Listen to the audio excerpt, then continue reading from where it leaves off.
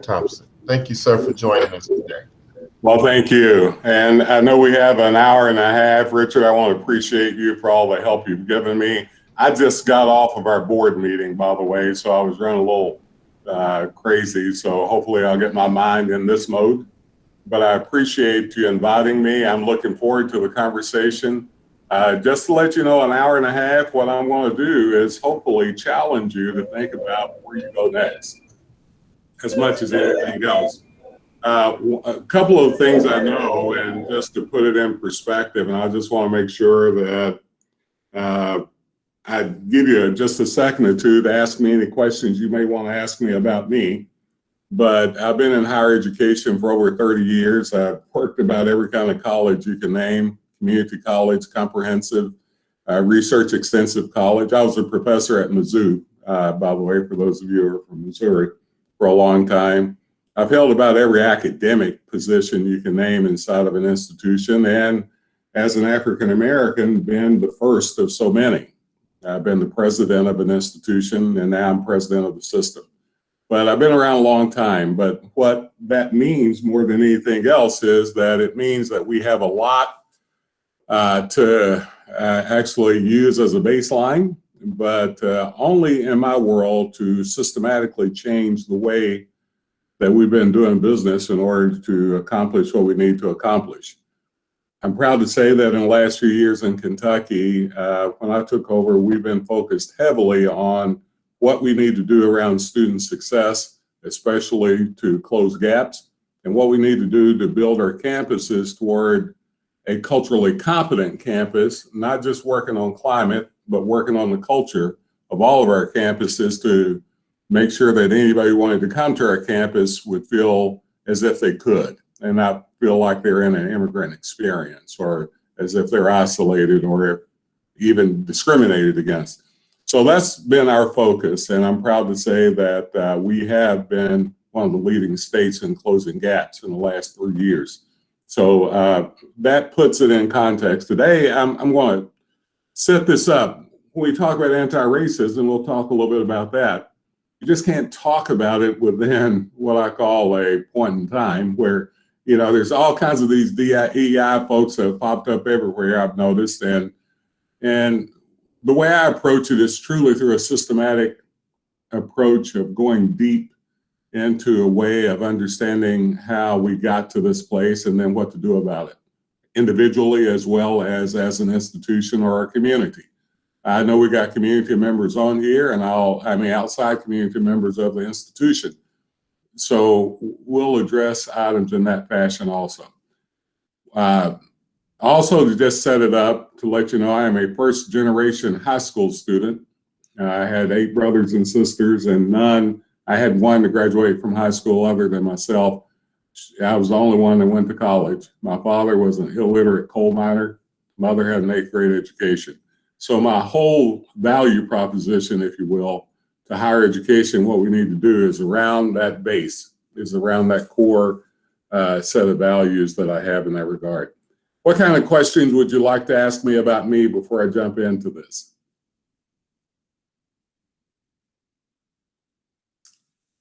Well, seeing none, hearing none. By the way, you can jump in anytime you want to. We will have several breakout sessions because I want to make sure you folk are engaged in your own building of community and not just listen to an egghead like me talk with you. So please feel free to jump in anytime. First slide, please. Next slide. So I call this in creating an environment for student learning and student success. That's important for me to say because there's a reason why we do our work. So the items that we focus on are things that have popped up to make us focus on them still need to be couched in the reason why we're doing our job. So that's why I wanted to take us down for a few minutes, this path of understanding about why, in fact, we do. And I'm not saying you don't already know that, so this is not a pejorative statement, but it is a statement for at least for me to be a facilitator in this conversation, to know at least where I'm coming from, where I think we should be in higher education. Next slide, please.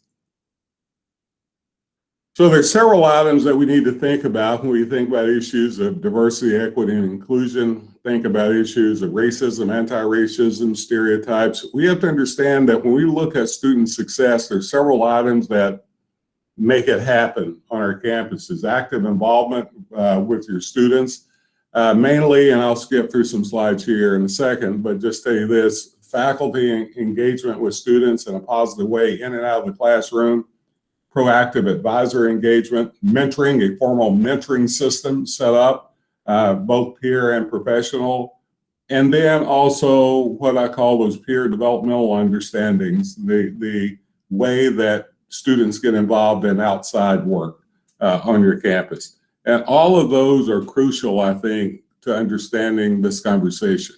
Next slide, please. Next slide, please.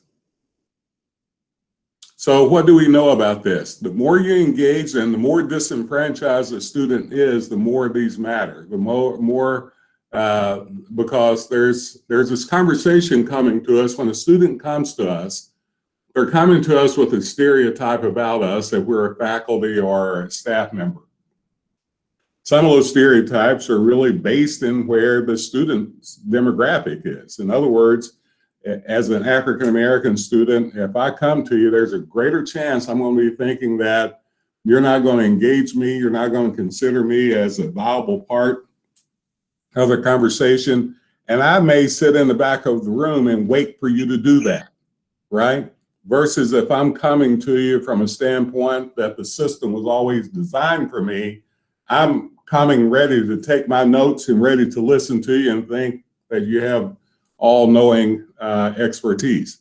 So that's important to understand. So the more we engage in faculty-student interaction, and the more we engage with students that we know need it the most, which is equity, and I'll talk about that in a minute, then the greater chance you'll have these sort of academic, social, emotional, and cultural outputs. Next slide, please. So we need to, first of all, when we think about student success, not just why students stay, but why they leave.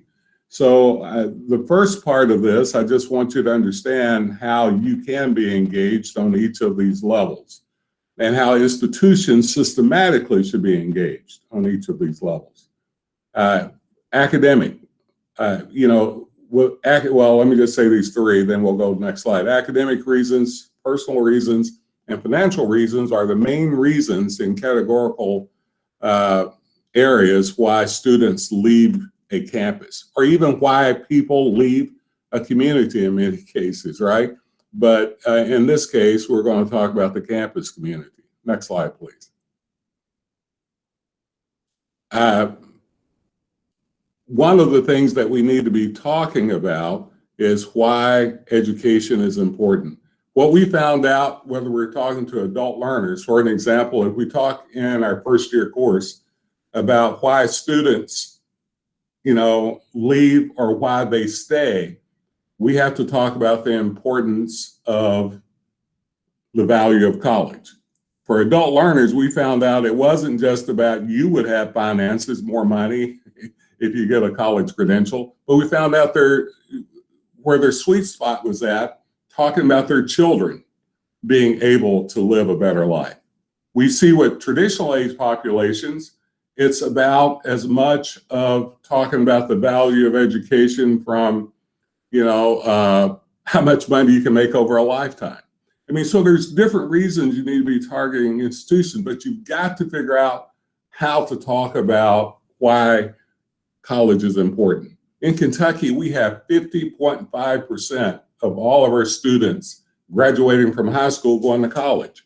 We're never going to build an economic system that's strong until we get more. So our goal is to figure out how to make higher education important to them, how to build that culture of higher education as a route to not just economic mobility, but a route to better health, a route to, civic engagement, and so on.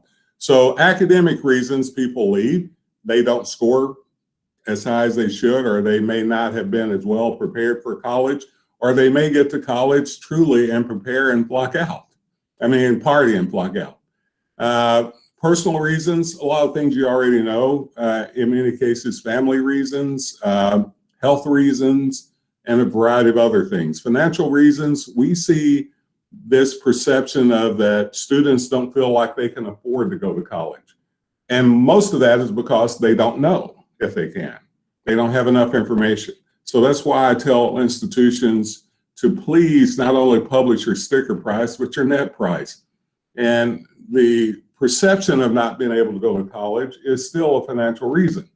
But there's also real affordability reasons why students don't go to college. They can't afford it for a lot of reasons. Many are working, trying to make it happen.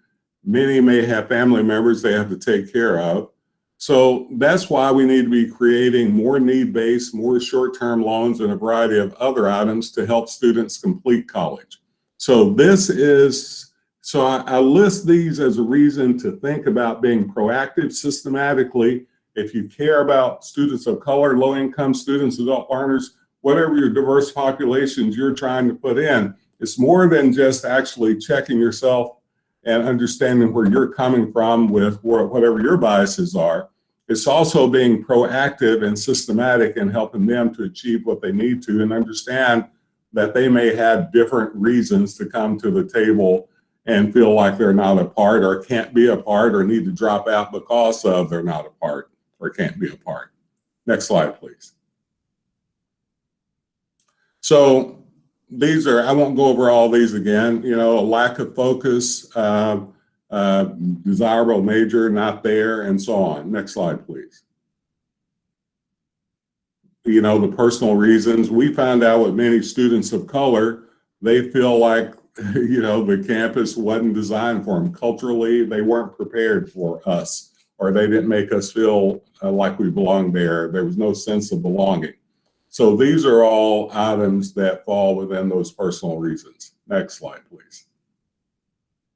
And financial reasons, as we talked about. And all of those, so when you're able to measure your baseline of the students, finding out what creates a success story or what creates, quote unquote, a student dropping out, you need to be really targeted in understanding what that means. Next slide, please. I feel like I'm rushing through, and I am, so I can get to some of the others, but I did want to set this up. You hear a lot of people talk about student loans as the problem. Well, I argue student loans aren't the problem. If student loans, you get student loans and don't finish that credential, then it is a big problem, but it's an investment if you do. So we need to change the conversation, and we need to be able to take institutions like yours at Jefferson College and really show that what you're, I mean, I looked at your tuition, looked at everything, and you guys are a really reasonable institution. So how can we help our students understand that there's an investment with you and in you? And we know that there's more student loans on average with students of color than with white students, but that in itself isn't the issue. It is an issue, though. We see many students of color that are graduating without a credential and yet still have student loans. Now that's criminal in my book for any student to be in that situation. Next slide, please. So I went through this fairly quickly. Now the next, we have 3 halves to this, I tell people, because it feels like it's a presentation unto itself, but we have 3 parts to this overall presentation today. This is the first part. But then we go into really a strong DEI process of measuring where our baselines are at next. And then after that, the third part is really providing action plans and solutions or how you move forward. So I'd like for you all just to take about 10 minutes and come back after this to get your baseline.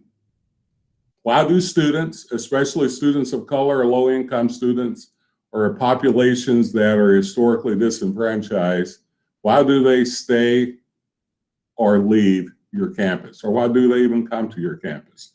So please take just a few minutes and we'll come back and discuss it for a few minutes afterwards. Richard, do you want me to do this?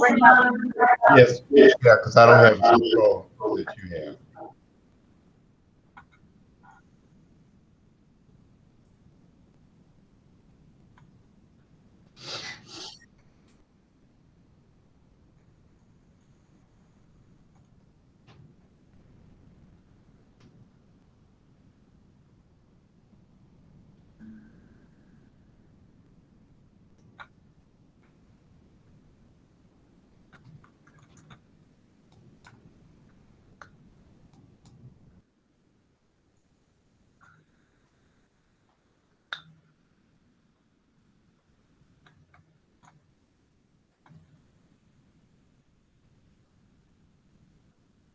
So Dr. Thompson, I'm keeping Yes, I'm keeping you in the main room. Is that okay? that is. Okay. Absolutely. And I'm sorry, how I didn't set it for a time limit. Did you say 10 minutes? No more than 10 minutes. So after now, I would say 9 now, but yes, Yeah. then we'll come back. And this is the one that will probably be the quote unquote the easiest one. But I do want to get an idea, or have you all have an idea of really, have you ever thought about it, why people come or go? Yeah.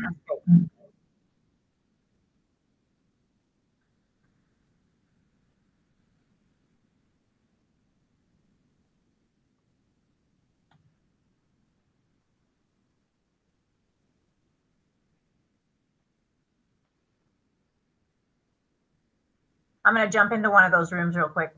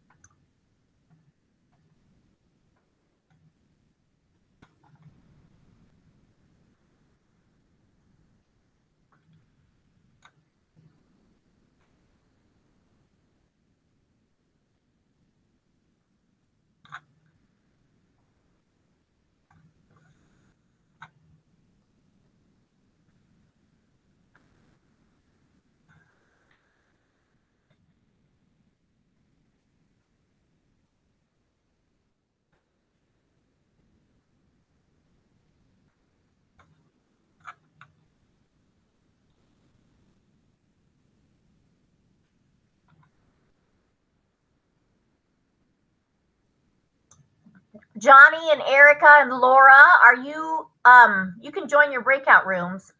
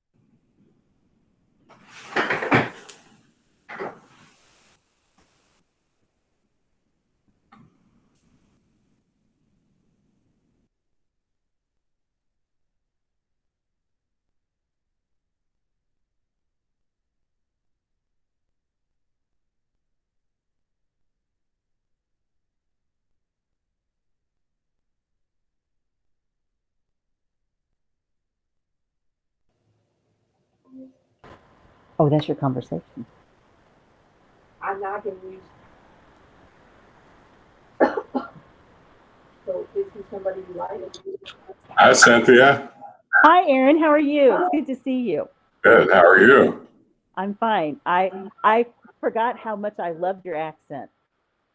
I got a good one, huh? You do have a good one. Yeah, that's right. People in Missouri, they don't have accents. St. Louis does. No, I'm joking. Everybody does. They're just Yes, I different. understand.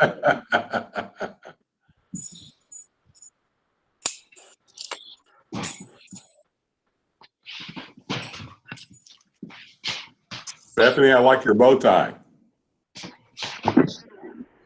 Thank you. Yeah.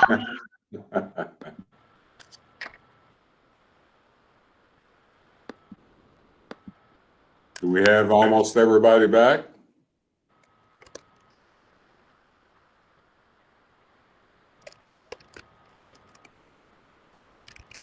Yes, I was going to say everybody's back in the main room. Good. Well, welcome back. And the reason why I had you, someone tell me the reason why I had you do this exercise.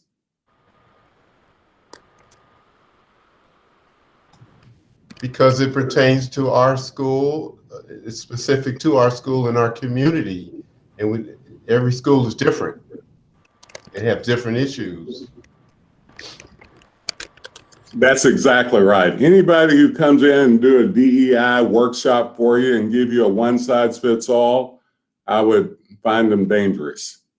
You have to know why. You have to know your North Star, right? You have to know exactly what you're standing for and the folk you're trying to work with and who you're working with and for, who you're of service to, if you will. So absolutely, Richard, that's exactly right. And your North Star is to truly help if you're at that institution, or even if you live in that community and you support Jefferson College, it is about how you educate, who you educate, and what you educate them with, right? And so that's important. So someone quickly give me a 2 or 3 second call out of what you found out. I can start, Dr. Thompson. Okay. Identify mental health issues, academic unpreparedness, and then there's social aspects such as first generation Jews and that some are not getting family support, the pandemic, of course, and family issues. Got kids that you have to keep at home and teach, and you have to sacrifice your own education. Things of that nature. Yeah. And by the way, I wish we had more time. Love to talk to you about what we've learned in Kentucky and nationally. I'm sure in Missouri too, about what the pandemic has taught us and what we have to be. Well, I'll just tell you quickly since I brought it up. I could just tell you, couldn't it? I mean, it taught us that we can do digital learning. It taught us that many of us could do it well and some of us did not do it so well. It taught us that the digital divide was something much larger than we ever thought. It taught us that those that were historically disenfranchised got more disenfranchised. It taught us that women, in fact, are more at risk during times like this than others. Other time, it taught us, though, that higher education was important. 90% of the people that were on unemployment during this time did not have a higher education credential. So what we do in higher education to innovate around all of that, I think is crucial. And you have to know exactly the effects this has had on your students. So what you do right now, as you're bringing them back, what you do is important. As we do our action step toward the end of the day, it's crucial that you understand that some of your students are going to be more disenfranchised than others. Some of your students are going to be in a situation where they need your input more than others. So that's crucial for you to understand as you move into beyond these 90 minutes that I'm with you. What else did you learn? What else did you find out?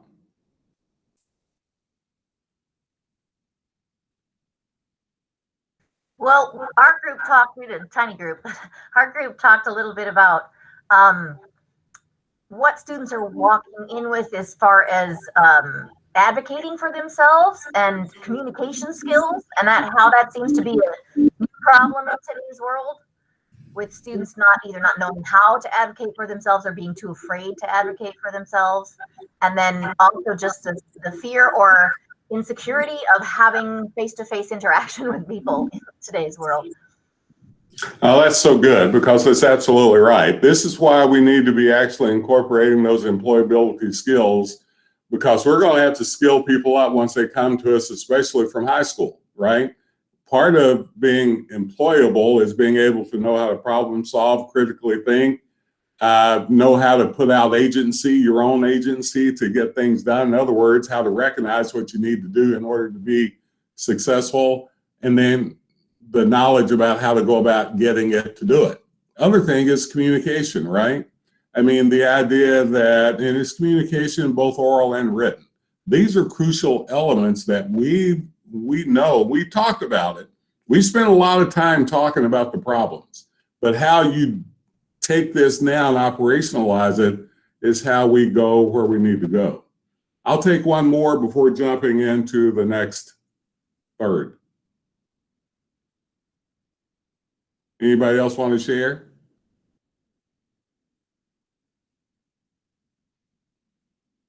No?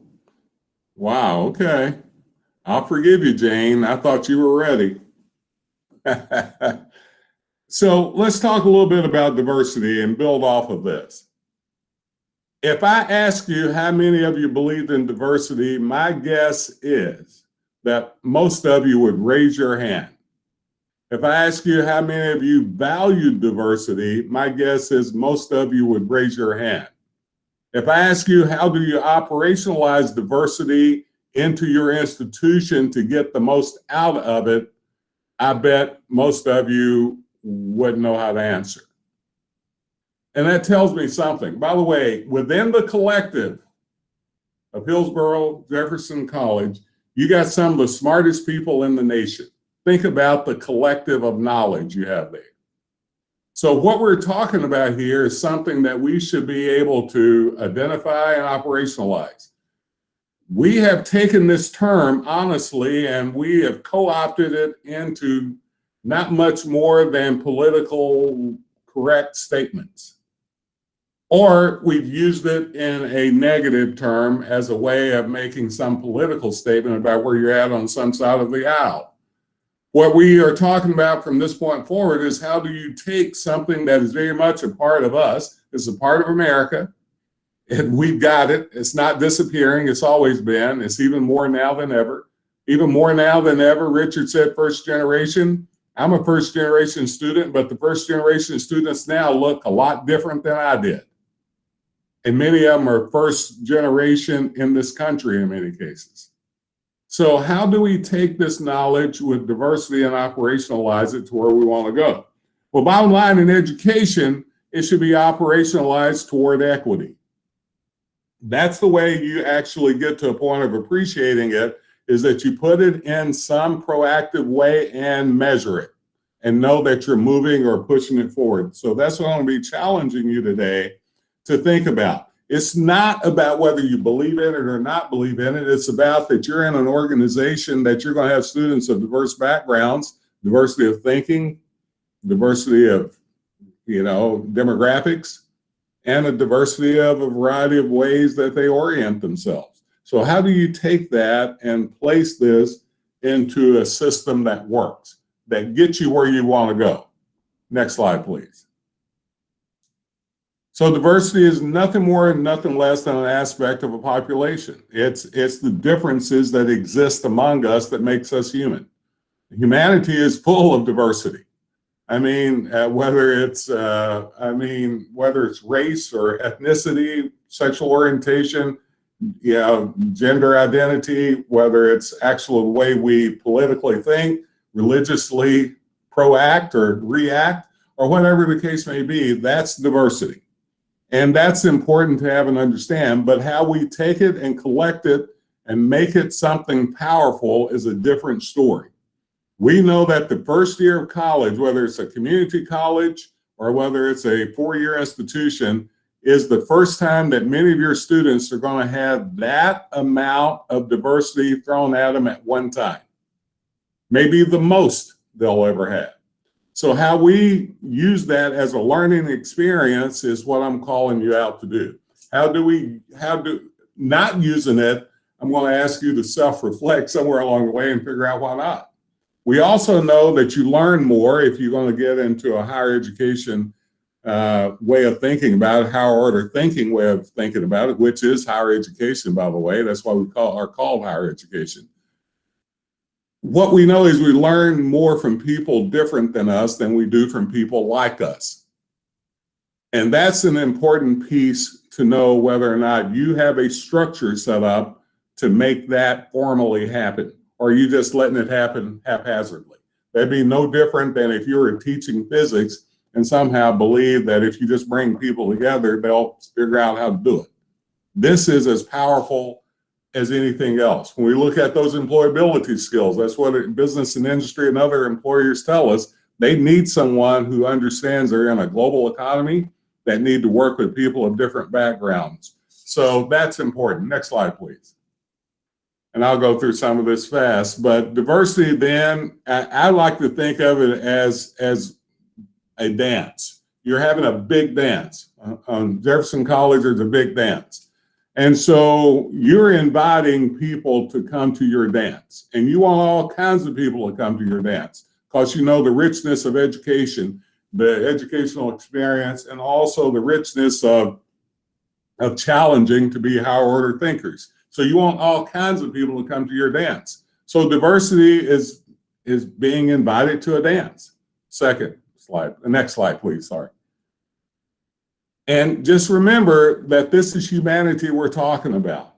These are the elements that make up diversity out in the wider populations that's in your town and other places around Missouri and other places around the nation and globally. Next slide, please.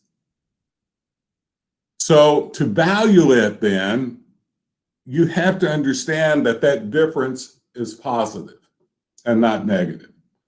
To take it as a negative, what you've done is you've actually disregarded reality.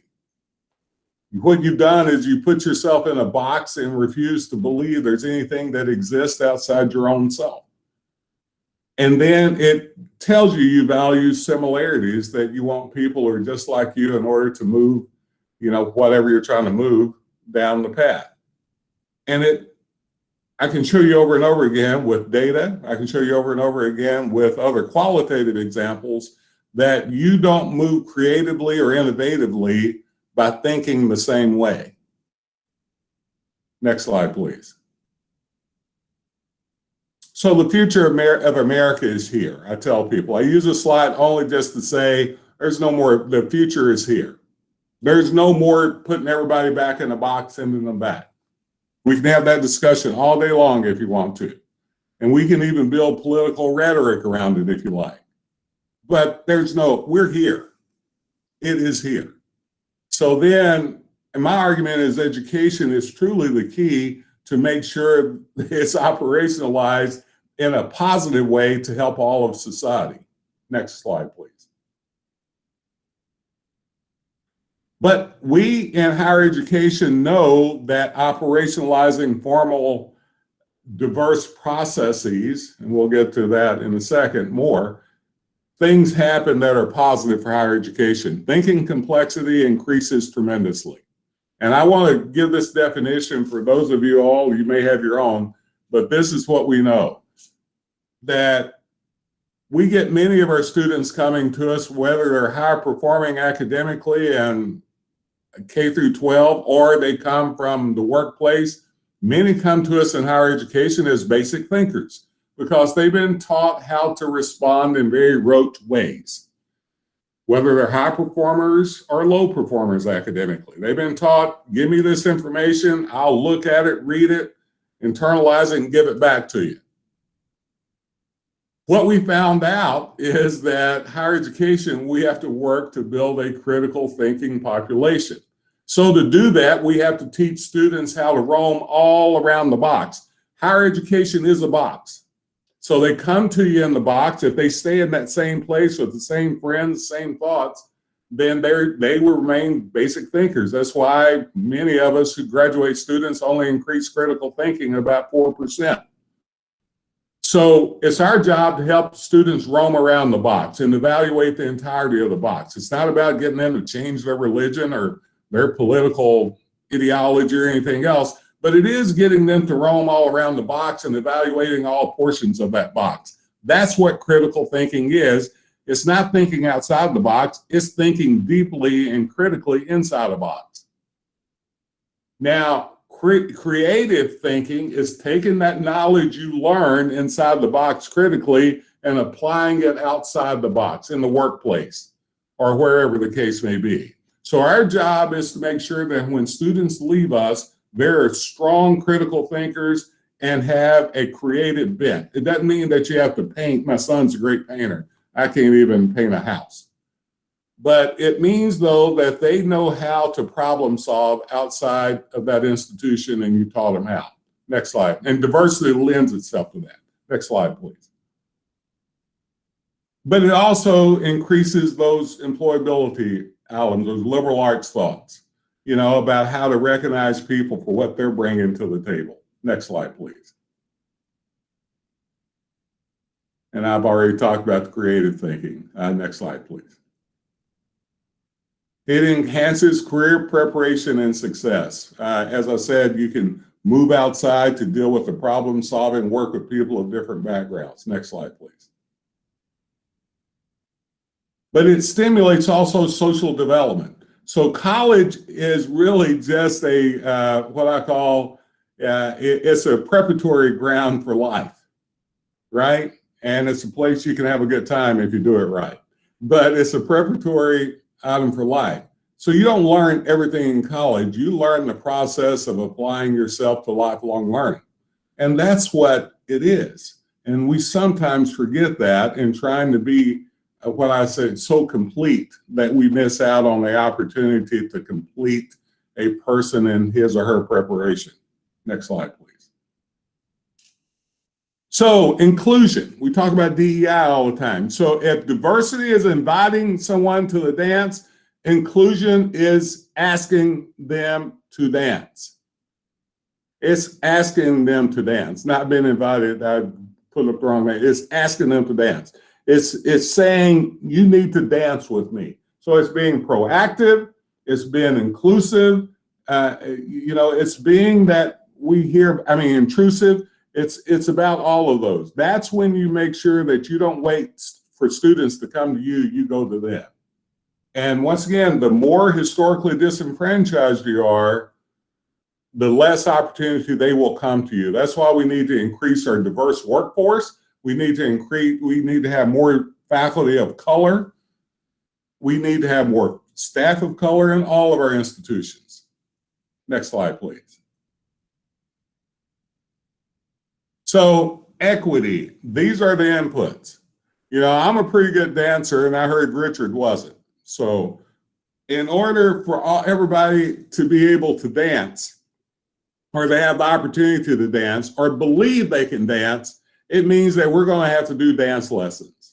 It means that some people are going to need more lessons than others. Richard needs more lessons than I do, you know, because I came prepared to dance, you know. The idea of equity then is about those inputs and targeting them in a way that you get the outputs that you want. If you know, it's about setting a goal that's high. It's not about decreasing your goal. It's about setting a goal that's high and having everyone to be able to dance like me. But it may mean you're going to have to spend a lot more time. When I took over higher education a few years ago, first thing I did was make the state minimum admissions requirement test optional. But I put it in a way that if you accept students with certain GPAs, you're forced to give them wraparound services. We used to have developmental education courses that were 0 credit hours, and we had so many of our students get caught in that place. And if you were low income, an adult learner, or a person of color, you seem to have gotten caught and never gotten out. First thing I did was outlaw all developmental ed courses and put in place a co-requisite model. You know, and guess what has happened? Their 30% success rate has gone up to 80%, right? So when we think about equity, it is about those inputs that matter. So if anyone says I'm a fair person, I treat everybody the same, then you've got a problem. Not everybody deserves to be treated the same. Richard needs more help in dancing than I do, right? I'm glad you agree with that, Richard. Next slide, please. So racism. We hear the anti-racism stuff all the time, but we first of all have to set this up because I've seen so many people out there giving these very expensive lectures on anti-racism. And I'm a sociologist by trade, as Cynthia knows. But the idea that you can't talk about anti-racism unless you're talking about racism. You can't do one without the other. It makes no sense. Racism is a systematic process that was put into America between 1619 and 1690, that racism as we know it, that put a human population based on cultural, ethnic heritage and racialized it to make it black and white. And we sold a population group that it was okay to enslave people because of their color. That's what it means to have superiority and inferiority. Racism has a power element to it. It says you have enough power to do that. If you had critical mass of people of color at that time, black folk, it may have been pretty hard to do, even though all the black folk didn't speak the same language, by the way. There were many different tribes. So we have to understand that this has been set up systematically in our society. Institutionally, it's been set up. Whether it was done implicitly or explicitly, it's the truth. This is not denying it. And if you're going to be anti-racist, then you're going to have to understand, how did we get here? What was the path that got us to this point? And what can higher education or Jefferson College do to make the thing change? So I'm going to tell you, can it change? Absolutely. But it can't change without a behavioral process first. People say, well, attitudes have to change. You can't legislate attitudes. You can't do whatever. No, but you can behavior. So the idea that we have to behaviorally or systematically, organizationally put in place a process that focuses on whatever our baseline is around this issue. Next slide, please. So racial socialization, that's how it's been passed down, generationally speaking. People don't have to think about it anymore. And those of you in early childhood know that babies aren't racist. But we teach them fast by telling them who's their in groups, who's their out groups, who they can hang out with, who they shouldn't, who's bad, who's good. And we don't sometimes even understand that we're doing this, but it happens. That's the outcome. We don't understand that when kids enter elementary school, that black kids are close to performing at the level of white kids, but black kids go straight down, whereas white kids either stay steady or go up. That just didn't happen. Black kids just didn't get dumb when they entered school. That's racism. Whether you understand it or not, that is a process of not even thinking about it, but that's the outcome. So how do we deal with that? When you're assigned a particular group at birth, ascribed, if you want to call it that, or you achieve a particular status, we tend to operationalize within that area. And that's really crucial to this conversation. This is not pointing fingers, because I think one of the worst things we've done is just point fingers at people and isolate them. This is going to take a whole lot of people of different backgrounds to fix. And it just can't be left up to black folk to talk about diversity, or Latinx folks to talk about diversity, or Asian folk to talk about diversity. But it means that if you've got people that have historically been disenfranchised, or something is happening to them explicitly, like what's going on in this case with some of the Asian killings, you speak up. You let people know where you're at. Next slide, please. So anti-racism then refers to a form of action against racial hatred or bias. That's important to know. So later on in our presentation, I'm going to ask you to think about action. And that's crucial to this conversation. What you're willing to do versus what you're willing just to talk about. Next slide, please.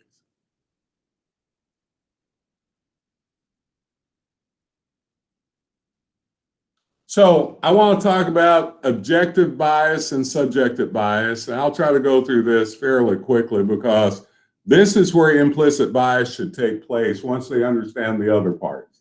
And we know what objective and subjective is. Subjective is a part of feeling. Objective is a part of understanding, knowing facts, right? Next slide, please. And then you can go to the next slide after that. That next one, please. So what do you see on your screen? Y'all have to talk to me now, by the way. What do you see on your screen? Looks like a horse. Who says a horse? You're right, it's a horse. What else do you see? A silhouette. Pretty sun back. Yeah. Yeah. What is the silhouette of?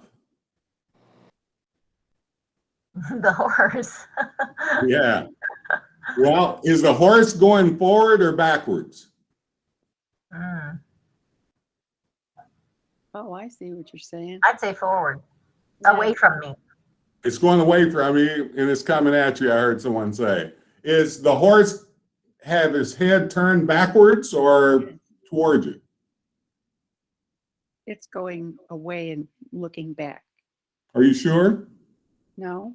Okay. Is it a sunset or a sun up?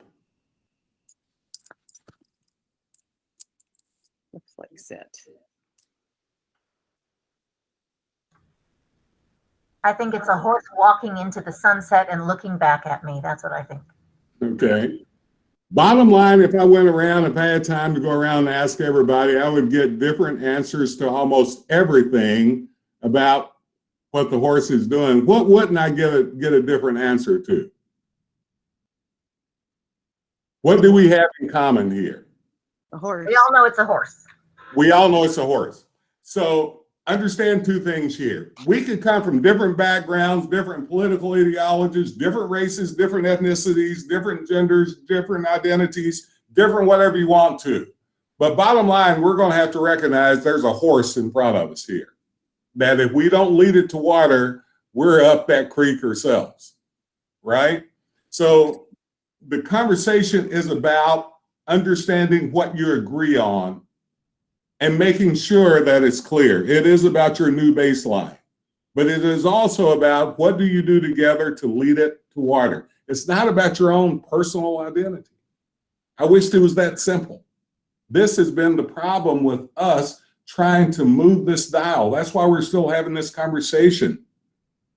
The idea that if we're going to understand how to do this, just understand it's a horse.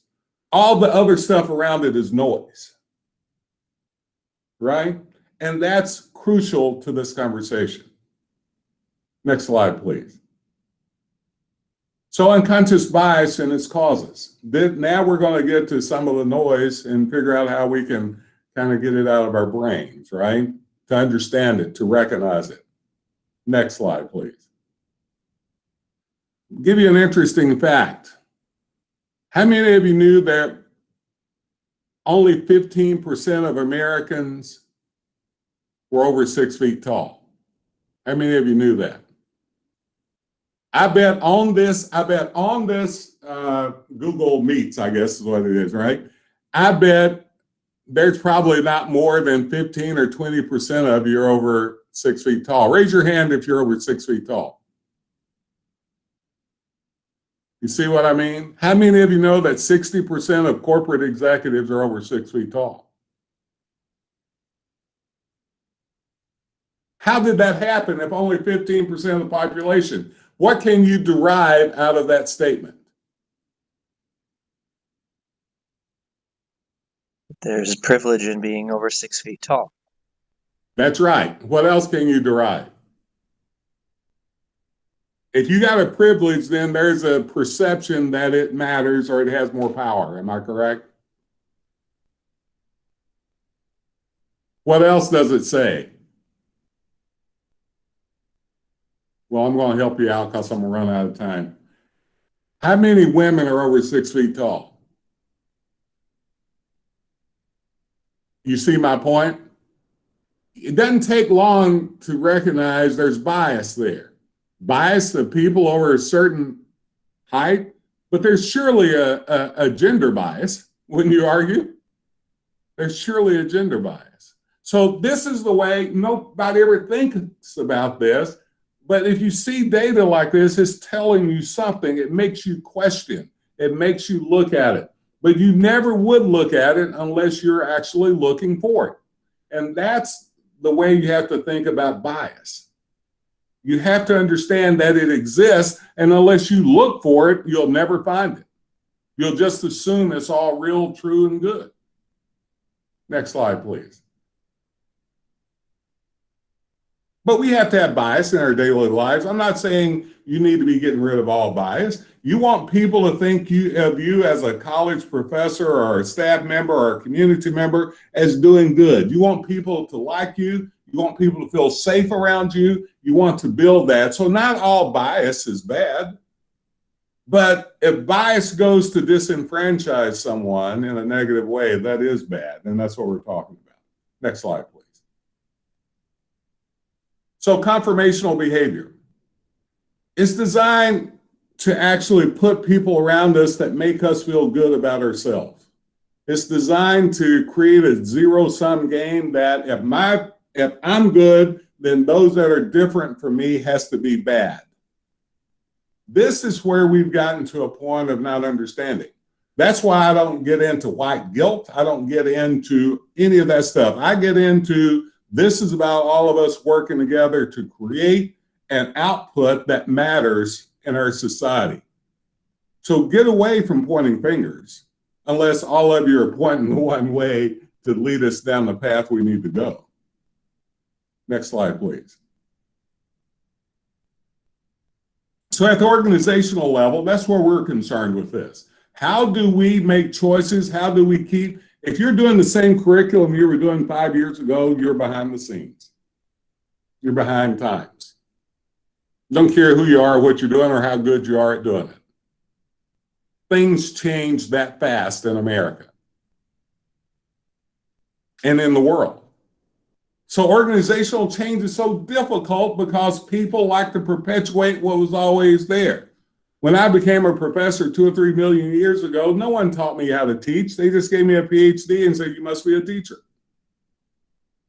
We've got to create a way of understanding that if we're rooted into a system of disenfranchisement, a system of racism, a system of institutional discrimination, whether we think it exists or not, or whether we think we're adding to it or not, then we've lost ground. And we will continue to lose ground. So I appreciate you inviting me to this conversation for that reason. Now, I'm sure I won't make all of you happy, by the way, in the process, which is not my job, I guess. You just won't hire me again.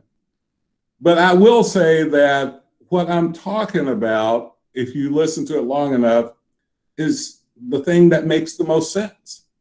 And to disregard it is really, I used to tell my students all the time, just as a quick movement, I know I'm running out of time. I used to ask them when I walk into class, what's the difference? I may have done this to you, Cynthia. What's the difference between stupidity and ignorance?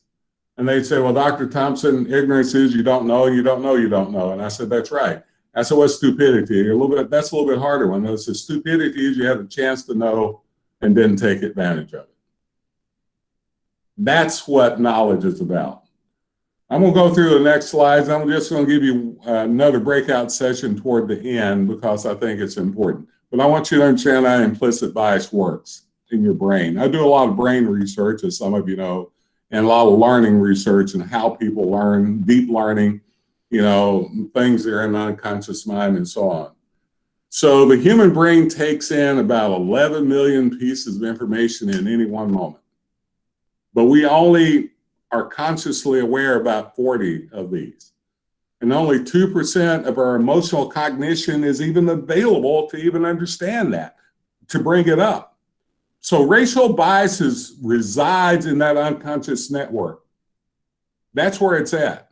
And messages can be framed to speak to our unconsciousness, to validate it even.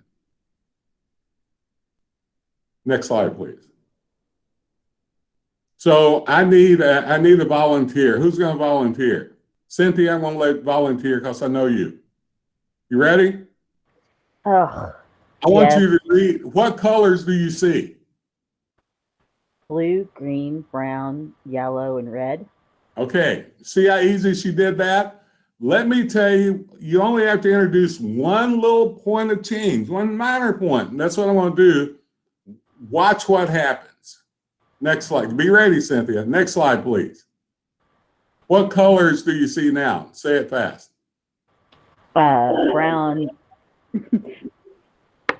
brown, green, yellow, blue, and red. You see what I mean? That's the way, I mean, you have to proactively think. Right. That's the way you bring up unconscious bias and get rid of it. It has to be something that's proactive, that works into the system. That's the way implicit bias stays in place, is you don't proactively, because it's hard. It's hard to think about whatever I'm thinking about, whether it makes sense. Next slide, please. So implicit bias are a variety of things, as we talked about already, and it's located in memory record, like we do REM sleep just to get rid of stuff, right? But this stuff stays there without ever understanding or coming up. Next slide, please. Next slide, please. Next slide, please. I'm going to leave Richard with all this, and you can do it. I'm going to come back. I'm going to let you include these last two. I want you to remember what this one is, but I'm going to let you do the last two here in a minute, okay? Let's go to next slide. I want to take you through this first. We're not going to break out just yet. Go to the next slide. This is what I like. No, I'm sorry. One back. I apologize. I'm going to ask you to think about this both personally and organizationally as I go through this, okay? And I'll leave the slides with you. I won't go through all of it. But this is how you need to rework your brain in order to get where you're going. And this is also how you need to think about changing the institution to get where you need to be. Awareness is the first part here. Awareness is about what you really believe about anything you're talking about or anything you're doing or any group of people you're dealing with. What do you really believe? Is it based on fact? Is it based on something you saw on TV? Do you do confirmational behavior because you watch the same news show over and over again and they tell you what you want to hear? Awareness is about truth, is about understanding, is about fact. If you really believe that me as a tall, dark, and handsome man isn't as valuable as you, then why? What facts do you have to back that up? So awareness is about building your IQ. In your institution, your first year should have a course. On a 2-year institution, this is crucial. I'm going to go through it as if it was a 4-year institution, but there should be at least one course in professional development around awareness of people on your campus and the richness of that. The awareness of diversity on your campus and the richness of that. Awareness of how they can apply themselves to the wider community and the richness of that.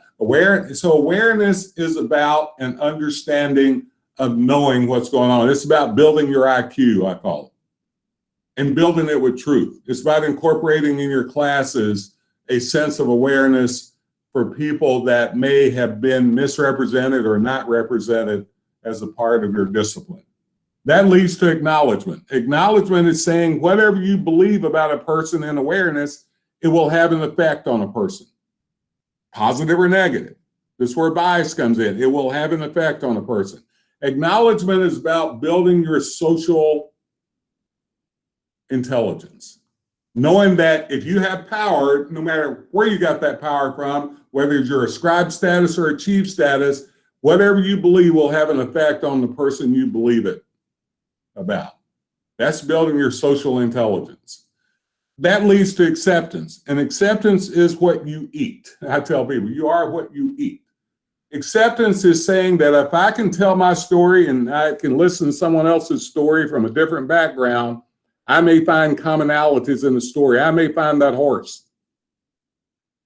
And if you don't have to have lived that same experience, you can have noise all around you of your life, but it's saying that you can find a commonality and you can then empathize with that commonality. That's called emotional intelligence. You cannot get to emotional intelligence without going through the other first two. You can't. It's impossible. You'll never be there. So I'm asking you to think organizationally about how you redesign your curriculum, your professional development, the way of doing business to focus on items. Awareness would be the first one. Acknowledgement would be something where you talk about in your sophomore year privilege, why the Holocaust took place, how people didn't speak up and let slavery happen, and so on. And you can keep on going with that. If you've got a internship, externship, co-op, that's where you get acceptance and putting people out there in a position where they can work with people of different backgrounds. So that leads to action, and that's what we're going to talk about in a minute. Next slide, please. And you can go through these. I just talked about them, believe it or not. You can see some cartoons later. I got some funny things for you. Next slide, please. Next slide. Next slide. Next slide. So ways to combat unconscious bias. So we talked a little bit about this, but I want to once again leave this with you. Next slide, please. Next slide. There's one other, you know what stereotypes are. This is what leads to bias, by the way. And those, characterizing a whole group based on an impression you have of one person or two. Next slide, please. So diversity, this is where we're going to go. Diversity is an aspect of the population. Competency is a way that you measure to know whether or not you're having an impact, whether or not you're moving the dial, whether or not you're doing the things you need to do. Next slide, please. So if competency is about assessment, next slide, please. So this is where I want you to be. Higher order thinking and the stuff we're talking about are all the same. You don't separate those. If you have most of your students or your staff or your faculty or community members basing most of what they do on bias and stereotyping, these are called lower level thinking. Obviously, genocide is about the lowest you can go when you think about people, right? In that lower level thinking, things like racism, bias, stereotyping, prejudice, discrimination, and so on. Higher order thinking, you want every student you have by the end of the first year to have some exposure to cultural competence. Cultural awareness or cultural sensitivity. That's your new baseline now that you need to be measuring. At least have systems set up to where you're doing that if you want to be anti-racist. And you build on that throughout the years. Cultural competence is almost utopian. I tend to operate more in the cultural acceptance, cultural action area. Whereas I do most of what I do, I tell people I am sexist and I am racist because I'm a part of this culture. But if I know that, I cannot do it. I cannot discriminate. I can bring myself to bear and do something about it. But if I deny that I'm not a part of this culture and not know it's baked in to some degree, then I'm fooling myself. This is crucial to the conversation. So you're trying to build your campus and yourself toward being more of that, toward moving up this scale in higher order thinking and learning and helping your students to do so. Next slide, please. You keep on going. Keep on going. I'm sorry. Keep going. Okay, this is your last exercise. We're going to include the last two. This is about you building yourself and the campus around these three items. Are there any questions I can answer for you? I'm going to give you only about 12 minutes, and then I want to come back the last 2 or 3 minutes and talk about it. Any questions you need to ask me first before we get into it? This is what I like for you to do. I'd like for you to get in your groups, but I'd like to have you 2 sets of papers, 2 sheets of papers, I should say. One is to really look at yourself. What do you need to be more aware of when you think about issues of anti-racism, think about discrimination, think about people? Then the other, what do you need to do on campus? What suggestions would you make on campus to get you where you need to go, right? And each of those elements that's up there, I need for you to think about and put in place as you go through your building your knowledge, building your social intelligence, and building your emotional intelligence. What do you need to do personally, and what do you need to do for your campus to have impact on making sure that we have this set up in the structure, in the system? So come back in about 10 minutes, if you could.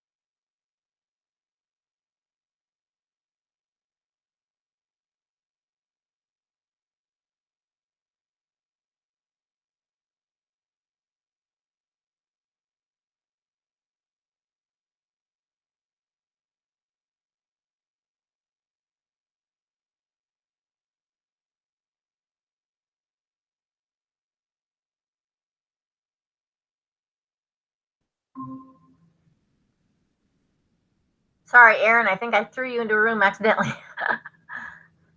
Dr. Thompson. Is Beverly here, Laura here? I'm not sure if they're logged in, but they're not moving, so.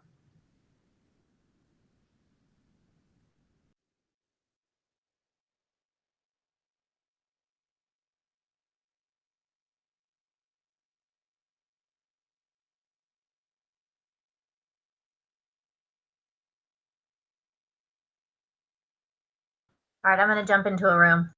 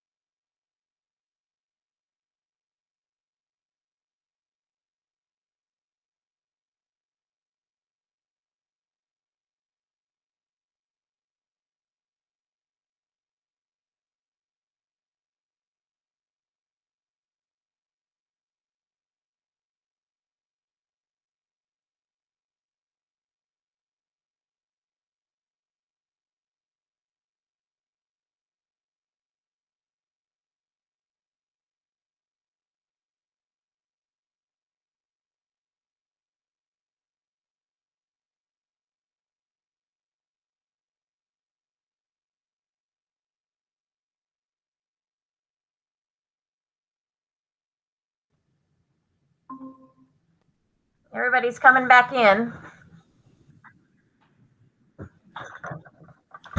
Good. Well, I know we're almost out of time. I hope y'all give me just 5 minutes more, and I promise I'll get off.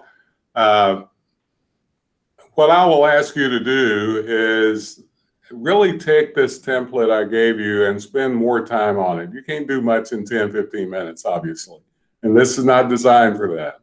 I would hope you would take this back to your respective departments or areas and really go through this. What are those items on there that you know that you need to recommend to change systemically to help everybody to be successful, not just your students?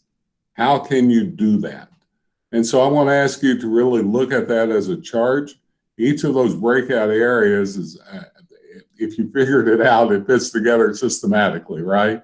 And my hope is you would do that. So what did you find out? What did you learn? Suggestions, at least systemically at your institution, what you can do. Who would share? Yes, Dr. Thompson, it's Richard here. We have had listening sessions, focus group sessions with Black students and LGBTQ students, and also our residents who live. We have dorms on campus or apartments. We've had groups meetings with them to address diversity and address the concerns of students. Good. What else?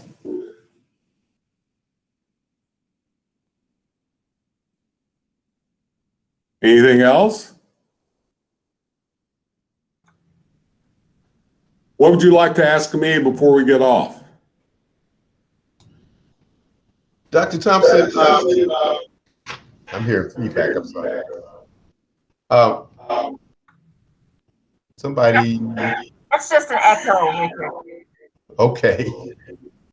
There are some who view diversity as some kind of liberal plot, and they just dismiss it out of hand. It's just a bunch of liberal stuff, and we don't need to deal with that. It's corrupting or indoctrinating people. And I know you've heard that before. And how would you speak to that, please? Well, I mean, that's an easy one, actually. It's anything but a liberal plot. What it is saying that, well, I wish I had more time for this, but if you let's say you take an agenda that believes everybody should have a skin in the game philosophy, whatever you think that is. Well, the best way to have skin in the game and not support people on Medicaid, not support people in prisons, not do all those other things, what you do is you make sure that every bit of your population has a credential that matters so they can pay taxes. If you believe that, in fact, that everybody should have an opportunity of learning, all of that is what we're dealt with in our society.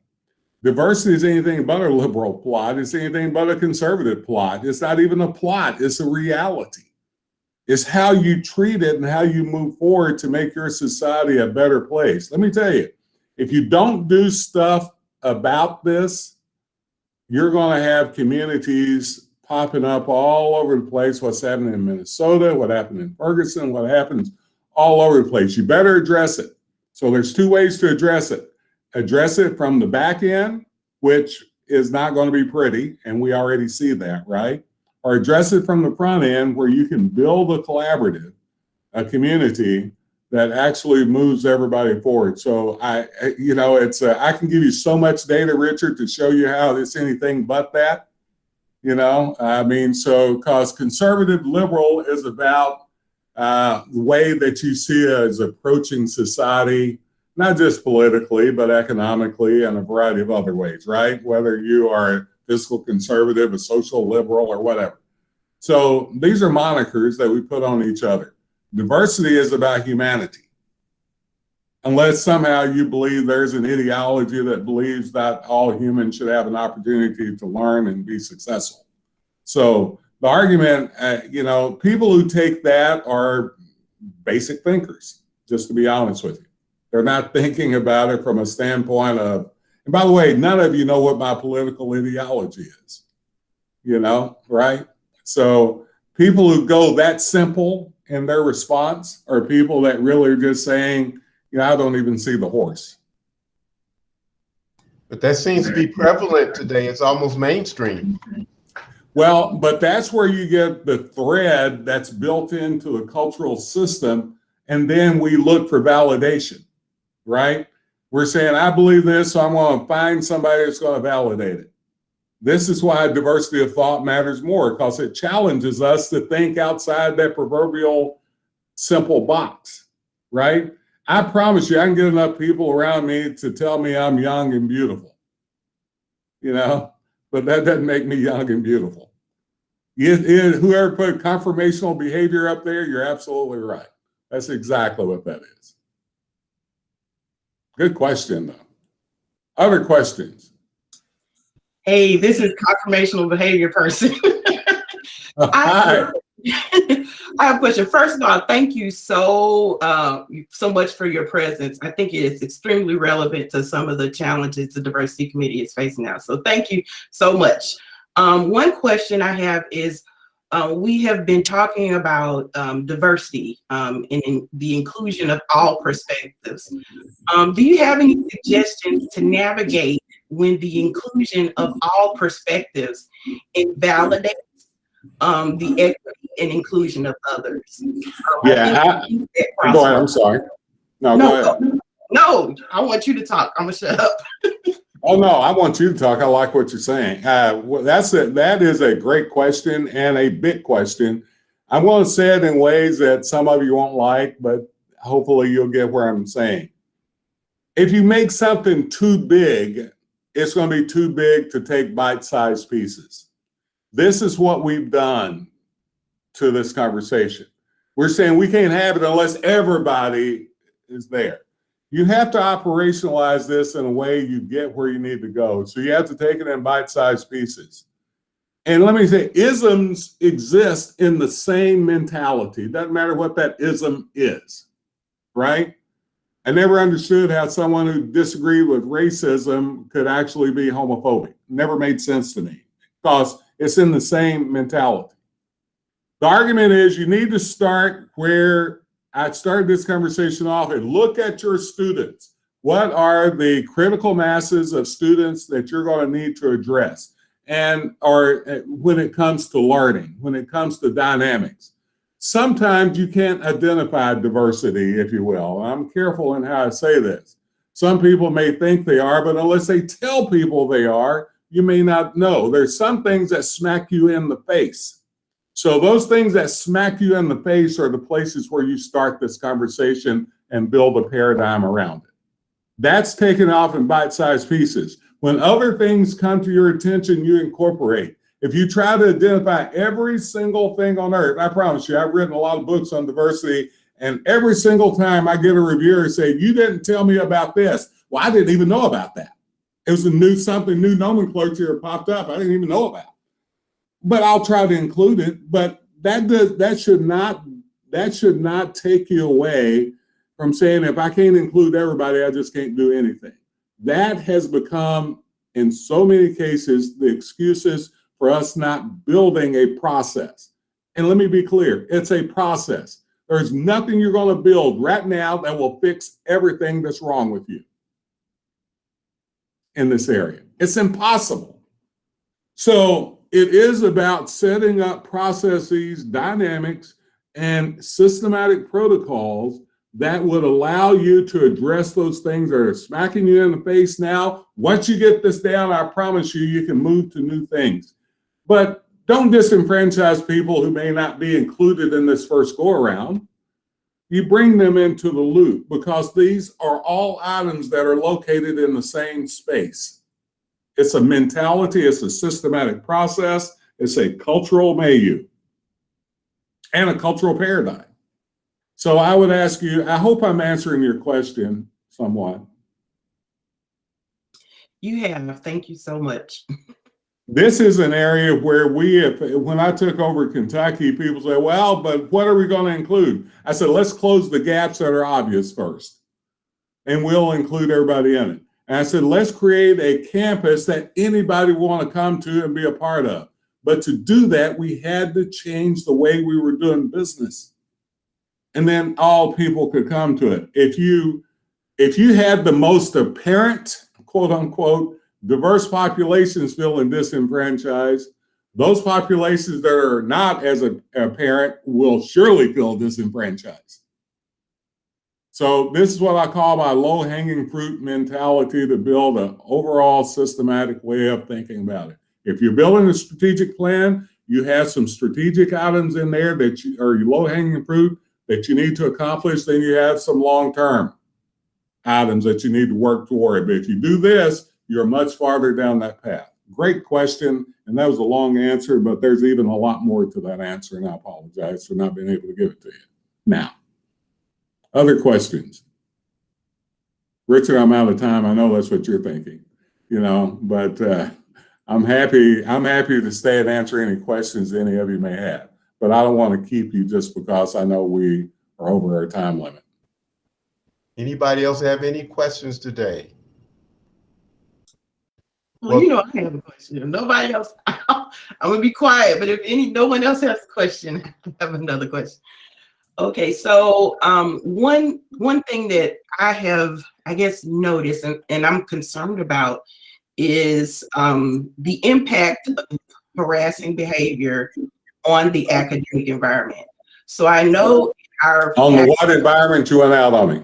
On the academic environment. So okay. I would consider the academic environment not only the class setting, but also the dorms. Anything that is tied to accessing education and the benefits of going to Jefferson College. So I know in our employee handbook, in the discrimination policy, it talks about harassing behavior. I think we can do some work on further identifying and clarifying what harassing behavior is. And I think we have in our discussions about free speech, which I know that's going on across the country, we have taken a very strong stance on preserving the rights of free speech. But I am concerned about the extent to where that free speech and sometimes behavior crosses the line to where it impacts the academic environment for students. So do you have any suggestions on how like a diversity committee can help navigate that? Because what we're finding is, individuals were, exercising their free speech, to the point of, Confederate flags or wearing symbols in classroom dorms. And it does have an impact on marginalized groups where they don't feel comfortable in the dorms, they don't feel comfortable in the classroom. And we're having a hard time navigating that challenge of preserving free speech, but also we have a responsibility to maintaining, like you say, a nurturing, an accessible academic environment that's free of harassment. Well, yeah, we just did, and this is a workshop you just asked for. We just did a workshop on this item. So any way I answer this, it's going to be, don't listen to me very much, okay? And I say that because this gets to a legal conversation. But this is what I know, and this is what we do, and this is the way we approach it. Free speech doesn't mean you can do anything or say anything you want. That's the misnomer. It's like academic freedom is something we throw out whenever we don't want to do something. There's a clear definition on it. You cannot yell fire in a crowded theater. If you do something that proactively invokes behavior or process in a manner that is harmful to another or a group, in fact, your institution needs to take proactive policies to address that. Now, I'm not going to get in whether you should wear a Confederate flag or whatever the case may be. I will tell you, I grew up in the South. I've had my house set on fire 3 times by the Ku Klux Klan. I had the Confederate flag running as a way to intimidate me, to scare me, to hurt me. So when I see the Confederate flag, it angers me. It scares me, right? So a part of what you need to do is to see and hear and have that conversation. I'm careful how to walk on this path because these are some legal items you've asked me about, and I am cautious enough. That's why I have lawyers surrounding me to not give you legal advice. I'm giving you a sociologist advice. You need to educate people on what free speech really is. This is where, when I'm invited to campuses around the country, and this is one of the questions that is asking me often, I ask them, I say, how often have you had conversations or educational processes or informational items about what free speech is and isn't? And I haven't found not a lot of people that have done that. So that's the first thing I will say. Have you done that? Second thing I would say is, have you had dialogues with people who tend to use those words liberally? And that's not a political statement, by the way, liberally, but without having a full definition to have them explain to you why. I've heard people say, well, I do this Confederate flag because of my heritage. Ask one simple question. Talk to me about your heritage. Tell me about it. Most people can't, because it becomes a symbol unto itself, right? But it may not be a symbol of free speech. Depends on the situation, as many lawyers would tell you. So I would say, first of all, get people in there and have really what I consider to be deep educational items on what free speech is. What I do know is three things, and I'll say this within context of what you ask in the context of this presentation. If there are damaging behaviors that take your students from the campus or make them feel scared or intimidated, you all need to talk about policies to address that, period. As you would use policies to help students be successful on your campus, you need to do that. Behaviors that go to that in a microaggressive way has to be addressed first.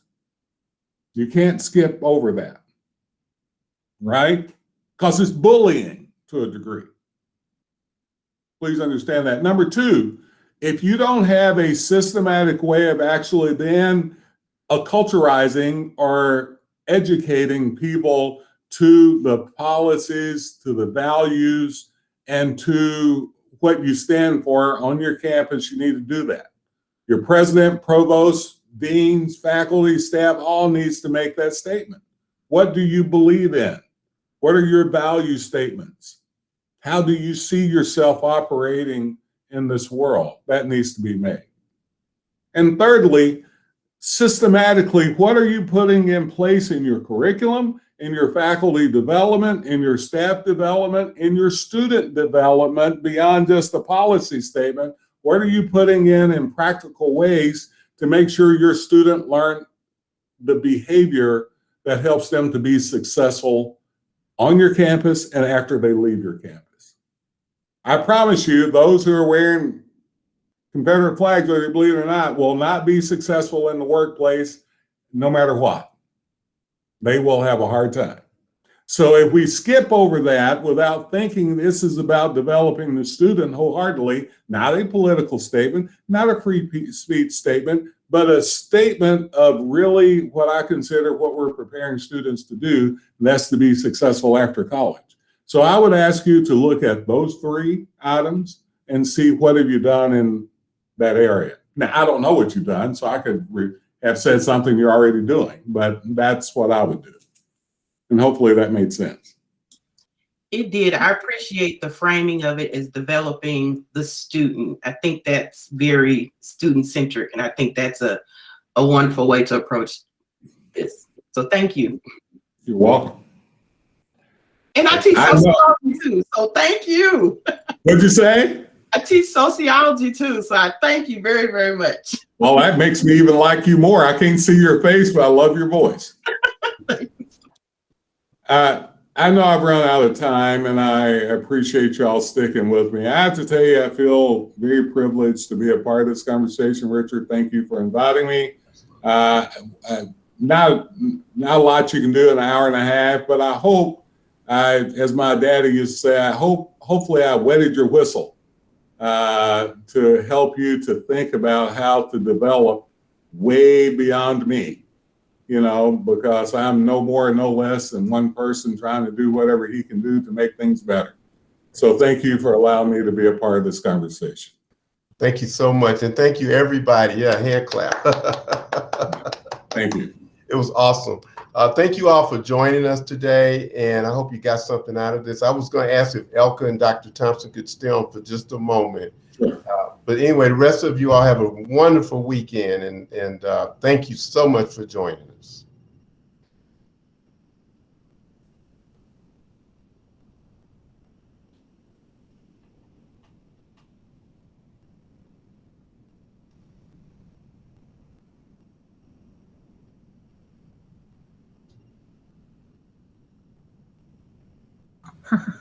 All right. I had to manually remove a couple people. I'm going to stop recording. Sure.